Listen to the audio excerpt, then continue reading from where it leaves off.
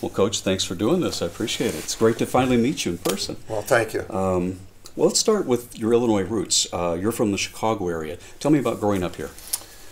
Well, for me, it's the best place that you could grow up in. Grew up right in the inner city, about 1.5 miles north of the United Center, near northwest side, and it's like a little Polish village. Went to St. Helens school, grammar school, Catholic, and almost all Polish, and then went to Weber High School, Catholic boys' school on the northwest side, and I loved growing up here. It was a great time in the city to grow up in a village like that. What kind of family values did your parents give you? And I know you spent a lot of time with your grandparents, and you got a lot of the Polish culture. Well, my mom and dad were workers. You know, my mom never went to high school. She was a cleaning lady here in downtown Chicago, and my dad went to 2 years of high school and was an elevator operator. And basically we had our family unit together, uncles, aunts, cousins, all in the same area. And so there was great support. Like, you always felt safe, you always felt strong. And I think one of the main values they gave was the value of faith. You know, a strong faith in God, and then a strong faith in family. And you felt like you were part of something bigger than you. Besides the values of being honest and, you know, be nice to one another, all those things. When did you start getting interested in basketball? I started getting interested in basketball late in my grade school time. There was some organized athletics at that time. So there was a little public grade school called Columbus on Levitt and Augusta, and there was a playground there, and my buddies used to congregate there, and we'd play every sport, you know, and would make up games, and without parents' involvement. It was kind of crazy. Everyone felt safe just to let their kids go there, and basketball became something that I really loved to do. What kind of a high school career did you have? Yeah, I started out in high school. I was only a JV player my freshman year, but I became a starter my sophomore year, and then I was an all-state player, and I led the Catholic League in scoring my last 2 years, and was recruited a lot, and finally made a decision to go to the United States Military Academy. And of course, you're very successful there as a player, and then later a coach. Tell me about the time at West Point. Well, West Point was a blessing for me, and I didn't know it while I was going through it because it was so tough.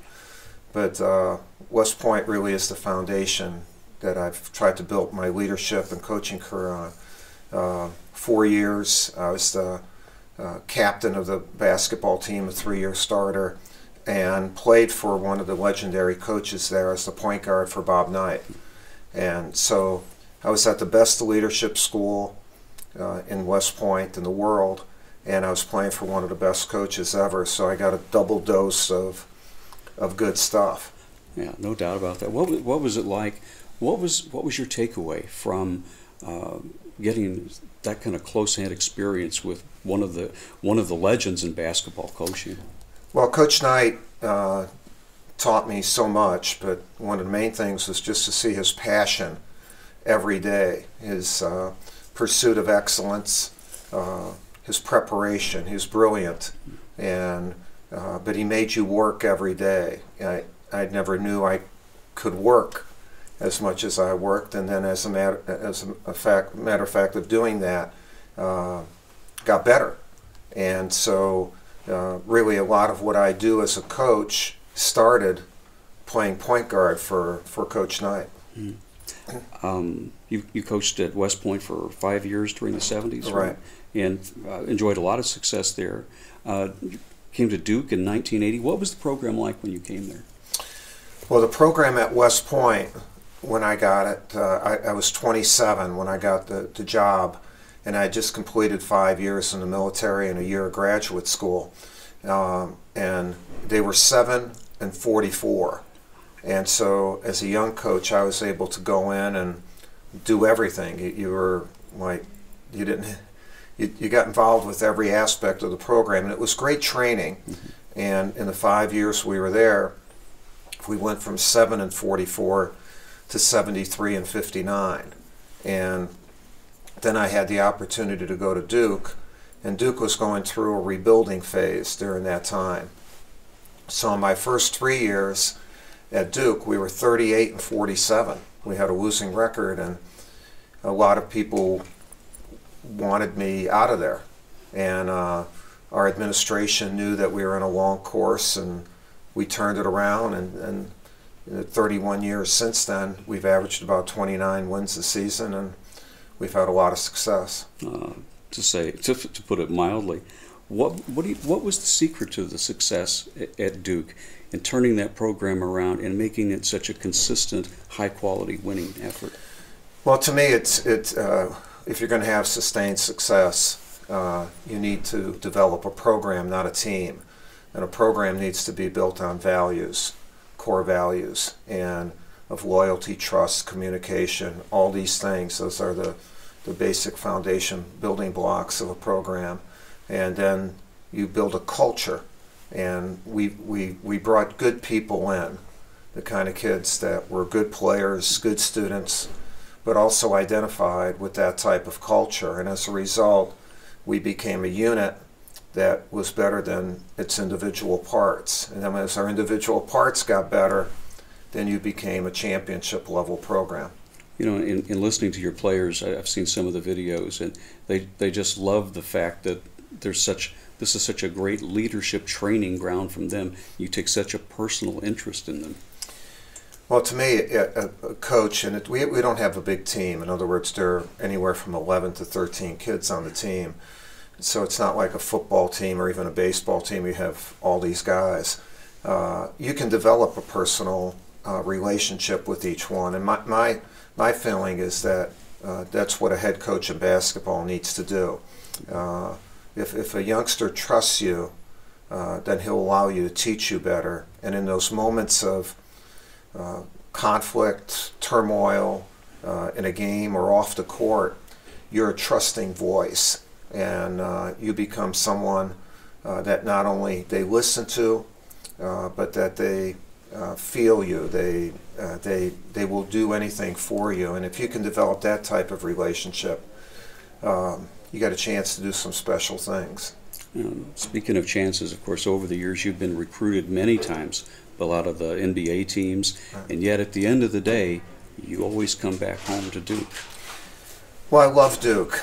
Duke and West Point are very similar. They're two of the greatest institutions in the world, and it's almost like you're at a place where no matter how good you can be, you will never be as good as that place because there's so many good people. And so you're surrounded by excellence. And being surrounded by excellence... Coach, I'm going to have to stop. Yeah, let's do it over. We can do that over. Yeah. Just that last question. Yeah. Okay. Sorry about that. All right. Well, as I say, I know that there are offers from a number of the NBA teams, very lucrative offers, and at the end of the day, your loyalty's at Duke. Well, I love Duke. You know, I believe in Duke.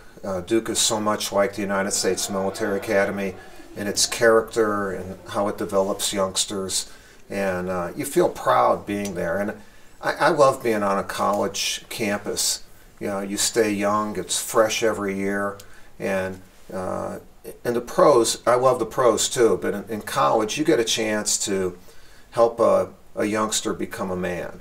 And so you have a chance to have a huge impact on that young man, and I really like that a lot. And there are any number of different programs and things that you've worked on in You know, you should probably tell them. Yeah. If they would be sensitive to. They probably don't even know what's going on. It's a Saturday morning, and they're setting up and everything. Yeah.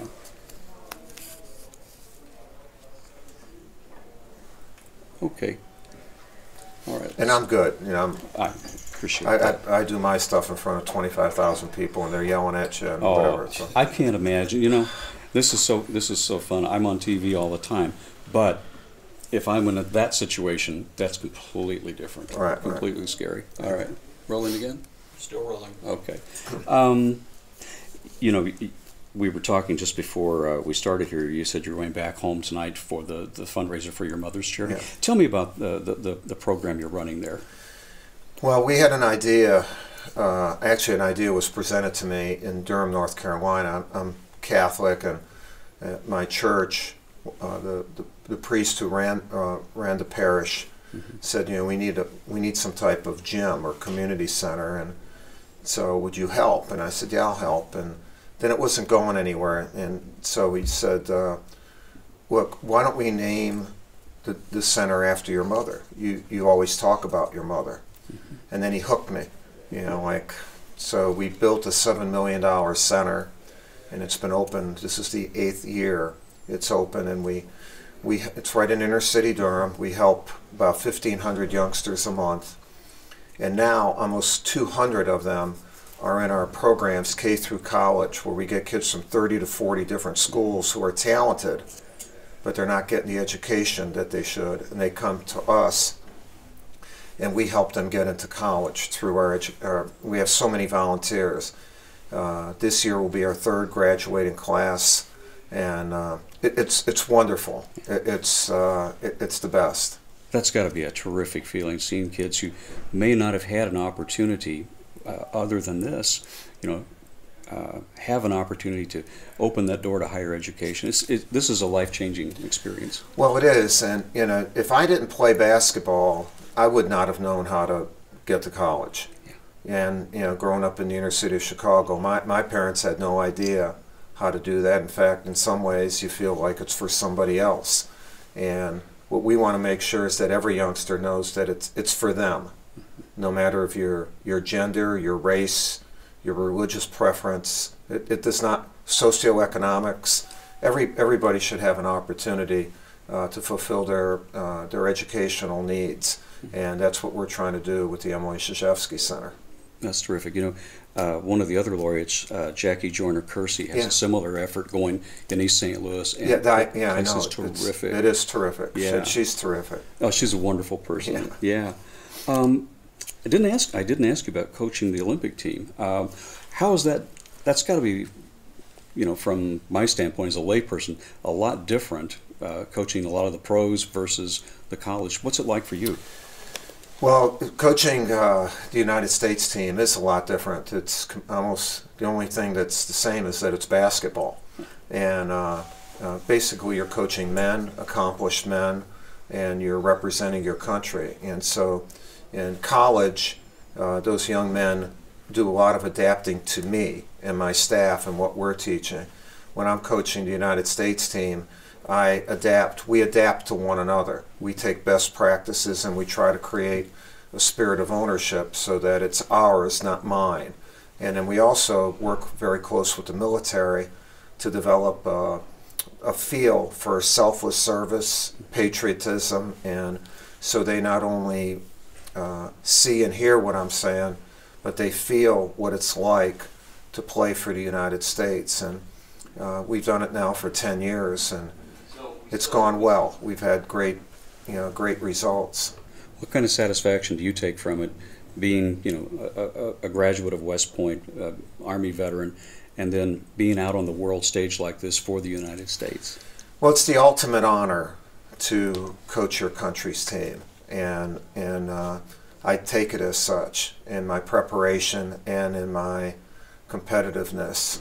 And I want each of the guys that I have the honor to coach to feel that at the same level I'm feeling it at. And I can tell you that the response of these NBA superstars has been magnificent, and it has set an example for younger players. I really think that the whole nature of basketball in our country has improved as a result of the example that LeBron James and Kobe Bryant and Chris Paul and these guys have, and Kevin Garnett, not Garnett, but Durant, have set for these youngsters, and I feel really good to be a part of that. your coaching career has gone on several decades now. How are the players different today than they were when you started coaching, and how has your approach to coaching possibly changed?